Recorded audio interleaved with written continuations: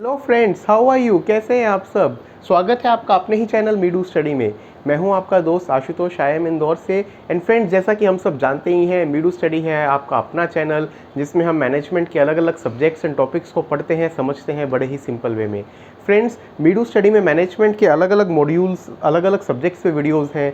इसमें हम strategy, operations, ओबी, HR और मार्केटिंग के टॉपिक्स को पढ़ते हैं, समझते हैं, डिस्कस करते हैं बड़े ही सिंपल वे में।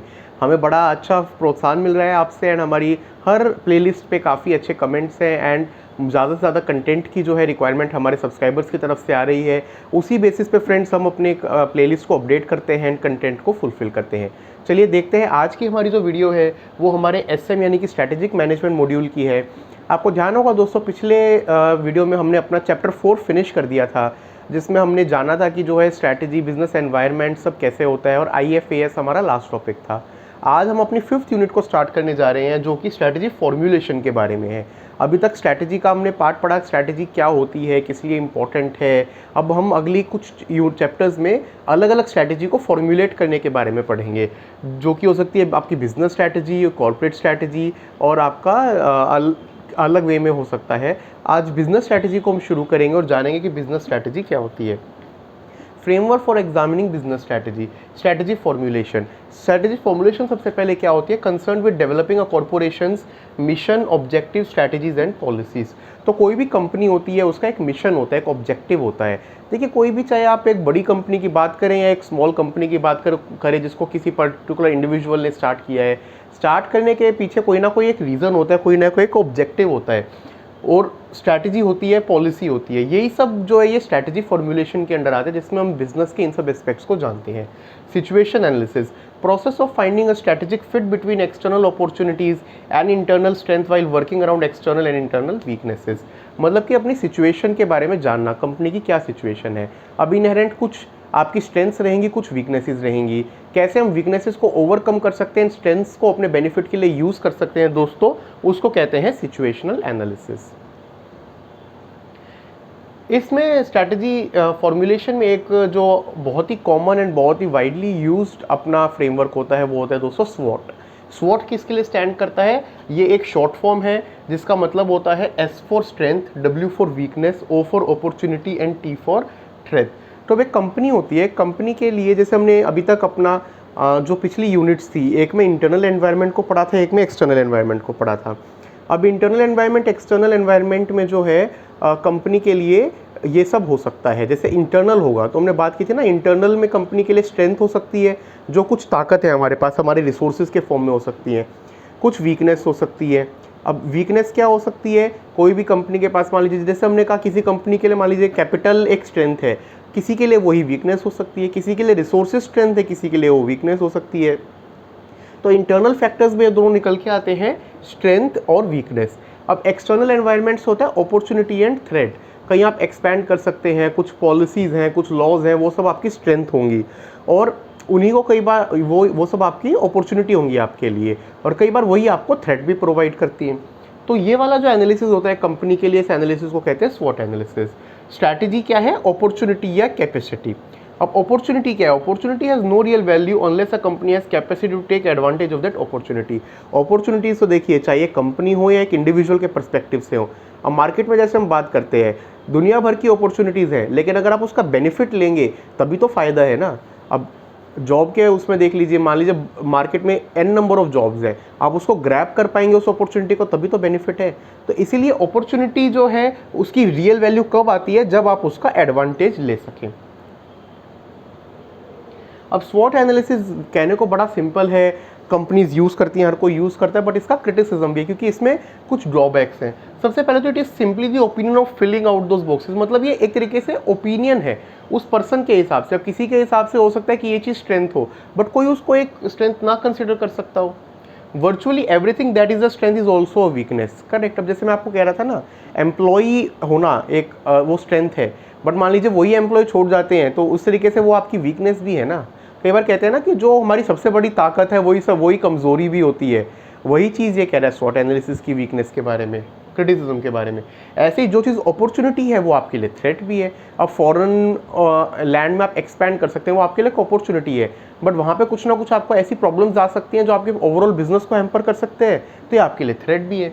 Adding layers of effort does not improve the validity of the list, it uses single point in time approach. तो टाइम अप्रोच में एक पर्टिकुलर टाइम फ्रेम के लिए करता है, मतलब फ्यूचरिस्टिक अप्रोच इसमें जो है वो इतना नहीं है। There is no tie to the view from the customer. जो आपका कस्टमर या कंज्यूमर है उसको देखा जाए तो किंग माना जाता है, बट स्वॉट एनालिसिस कस्टमर पर्सपेक्टिव को नहीं देखता है। There is no validated evaluation approach, तो कोई वैलिडेटेड अप्रोच नहीं है इसको इवैल्यूएट करने का, मतलब कि आपने लिस्ट कर दिया बट एक कोई साइंटिफिक तरीका नहीं है जिसमें इसको वैलिडेट कर सकें। तो इसलिए जो इस कुछ कमी को पूरा करने के लिए स्ट्रैटेजी में जो स्वॉट एनालिसिस के अलावा दूसरा मैट्रिक्स एक यूज़ किया जाता है, वो कहलाता है SFAS matrix, strategic factors analysis summary matrix. तो अभी आपको ध्यान होगा, जैसे हम अभी बात कर रहे थे, स्वॉट में भी आपके दो पर्सपेक्टिव होते हैं ना, internal environment, external environment. Internal आपको देता है स्ट्रेंथ और वीकनेस SW, एक्सटर्नल देता है अपॉर्चुनिटी और थ्रेट। ऐसे ही SFAS मैट्रिक्स क्या है, हमने अपने पिछले यूनिट्स में पढ़ा था, EFAS पढ़ा था, एक्सटर्नल फैक्टर्स जो थे, ऐसे ही हमने IFAS टेबल बनाई थी। तो ये उन दोनों को समराइज करता है। आप इसको नेक्स्ट स्लाइड में एक विजुअल देखिए, इसमें जो टेक्स्ट लिखा है उसको इम्पोर्टेंट नहीं है, इसको कैसे जनरेट करते हैं वो आप समझ लीजिए, क्योंकि ये हमने ऑलरेडी आपकी IFAS और EFAS डिटेल में पढ़ा हुआ है। तो ये आपकी एक टेबल थी IFAS की, हमने बनाई थी ना पिछली 2 लेक्चर्स में हम IFAS के बारे में बात कर रहे थे। आपके फैक्टर्स थे, वेट थे, रेटिंग थे, उससे आपने स्कोर निकाला था। ऐसे ही हम एक्सटर्नल की बनाते हैं। फिर जो सबसे इंपॉर्टेंट फैक्टर्स आपको दिख रहा है, इसमें कुछ चीज़ें जो है येलो या ऑरेंज कलर में हाईलाइटेड है, वो आपके सबसे इंपॉर्टेंट है। तो मतलब ऐसे ही इंटरनल में जिनमें सबसे ज़्यादा वेटेज है उनको निकाल लिया, एक्सटर्नल में जिनका सबसे ज़्यादा वेटेज से मतलब वेटेड स्कोर देखना, उनको निकाल लिया और उनको आपस में कंबाइन कर दिया। तो वो एक कंपनी की SFAS मैट्रिक्स हो जाएगी, जिसमें उसकी की स्ट्रेंथ्स आ गई और जिसमें उसकी खुद की आपकी एक्सटर्नल फैक्टर्स आ गए और कुछ की आपके इंटरनल फैक्टर्स आ गए। फाइंडिंग अ प्रोपिशियस नीश, तो प्रोपिशियस नीश सबसे पहले क्या होता है, so well situated to firms internal and external environment that other corporation are not likely to challenge और डिसलॉज इट। मतलब एग्जाम्पल जैसे कहा जाता है ना कि इनोवेशन में फॉर एग्जाम्पल एप्पल सबसे आगे है, या किसी पर्टिकुलर सेक्टर में आप देखिए कि अगर ऑटोमोबाइल की बात करें तो फॉर एग्जांपल टाटा का कहा जाता है, या मान लीजिए फॉर एग्जांपल मारुति, निसान, कोई स्ट्रेंथ के लिए जाना जाएगा, कोई ड्यूरेबिलिटी के लिए जाना जाएगा। तो हर कंपनी की कुछ एक ऐसे इनहेरेंट स्ट्रेंथ होती हैं जो कॉरपोरेशन कोई दूसरा जो है उसको चैलेंज नहीं करना चाहता, क्योंकि वो जानता है ओवर द ईयर्स कंपनी ने उसको डेवलप किया है एंड कंपनी का वो स्ट्रॉन्ग पॉइंट है। उसी को प्रोपिशियस नीश कहते हैं। फिर आते strategic window, a unique market opportunity that is available for a particular time. तो आपके लिए क्या एक पर्टिकुलर टाइम में अपॉर्चुनिटी अवेलेबल है एक्सपैंड करने की या फर्दर डाइवेस्ट करने की, वो कहलाता है आपका strategic window. Missions and objective, अब मिशन स्टेटमेंट, जैसे मिशन कंपनी का होता है, इवन पर्सनल लाइफ में कहते हैं ना कुछ तो मिशन होगा, कुछ तो सोचा होगा, कुछ तो ऑब्जेक्टिव होगा। तो मिशन स्टेटमेंट क्या होता है, mission statement must enable a common thread to highlight and focus the energy of everyone in organization in direction that top management believe is best for the business. तो top management ने आपके business के लिए कुछ एक चीज़ decide की। For example ये सोचा कि अगले 3 साल में हमें अपने, सिंपल लेते हैं, रेवेन्यू को 2 टाइम्स करना है। तो आपके फिर जो पूरी कंपनी के एफर्ट्स हैं वो उसी तरीके में होंगे। आपकी हायरिंग वैसे होनी चाहिए, आपके प्रोडक्ट वैसे होने चाहिए, सोर्सिंग वैसे होनी चाहिए, हर कुछ वैसे होना चाहिए।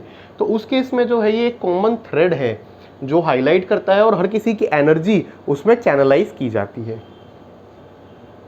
वेल क्राफ्टेड, अब एक मिशन स्टेटमेंट अच्छी है या नहीं है उसको 5 पैरामीटर्स पे देखा जाता है। अगर वो 5 पैरामीटर्स एक मिशन स्टेटमेंट पूरा कर रहा है तो हम कह सकते हैं कि वो एक अच्छी मिशन स्टेटमेंट है। सबसे पहले इस मस्ट बी शॉर्ट, बहुत लंबी चौड़ी, जैसे मैंने सिंपल आपको एग्जांपल किया ना, in next 3 years sale revenue should be 2 times. Simple to understand, simple to grasp. या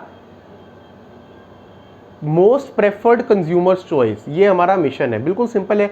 इसमें कंपनी फिर सारे एफर्ट्स किस लिए करेगी कि कंज्यूमर की जो फोकस चॉइस बने, तो ये शॉर्ट होनी चाहिए। Design must be simple design होना चाहिए। It has to provide direction, एक डायरेक्शन प्रोवाइड करे। It should enable employees knowing exactly what the company does and what is does not do. Employees को पता लगना चाहिए कि कंपनी क्या एग्जैक्टली कर रही है और क्या नहीं कर रही, पूरा क्लियर होना चाहिए। इट शुड बी मेजरेबल, तो मेजरेबल होना चाहिए। अब जैसे मैंने एग्जांपल बताया कि 3 इयर्स में 2 टाइम्स सेल हो, मेजरेबल है ना। आप 3 साल बाद या बीच में भी रिव्यू करने के लिए मेजर कर सकते हैं कि अभी मान लीजिए 100 करोड़ थी तो हमारा मिशन क्या है, उसको 200 करोड़ करना। तो इसको मेजर कर सकते हैं ना ओवर द टाइम, कितना चल रहा है कितना नहीं चल रहा।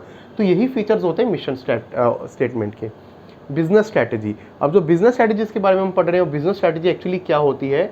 Focus is on improving the competitive position of company और business unit, product services within the specific industry और market segment that the company और बिजनेस यूनिट सर्व। मतलब कॉम्पिटिटिव स्ट्रैटेजी को, कॉम्पिटिटिव स्ट्रेंथ को कैसे हम लोग वो कर सकते हैं, ये बिजनेस स्ट्रैटेजी को बताना होता है। और बिजनेस स्ट्रैटेजी में जो हम डिटेल में आगे पढ़ेंगे अगली वीडियो में, उसमें हम बिजनेस स्ट्रैटेजीज़ के बारे में ही जानेंगे। और सबसे पहले हम जानेंगे कॉम्पिटिटिव स्ट्रैटेजीज़, जो मेनली आपकी पोर्टर ने दी थी, और भी कुछ फ्रेमवर्क्स हैं, वो सारा हम अगली वीडियो में कवर करेंगे, जानेंगे कॉम्पिटिटिव स्ट्रैटेजीज़ कैसे बनाई जाती हैं। फ्रेंड्स, आपको आज की वीडियो कैसे लगी प्लीज़ बताइएगा। कोई भी कन्फ्यूजन हो तो आप कमेंट सेक्शन में लिख सकते हैं, या फिर हमारी मेल ID meedu.study@gmail.com पर हमें बता सकते हैं। हम डेफिनेटली उस पर वर्क करेंगे। आपको हमारा कंटेंट अच्छा लग रहा है तो आज की वीडियो को लाइक कीजिए, शेयर कीजिए और चैनल को सब्सक्राइब कीजिए। Thank you friends, take care.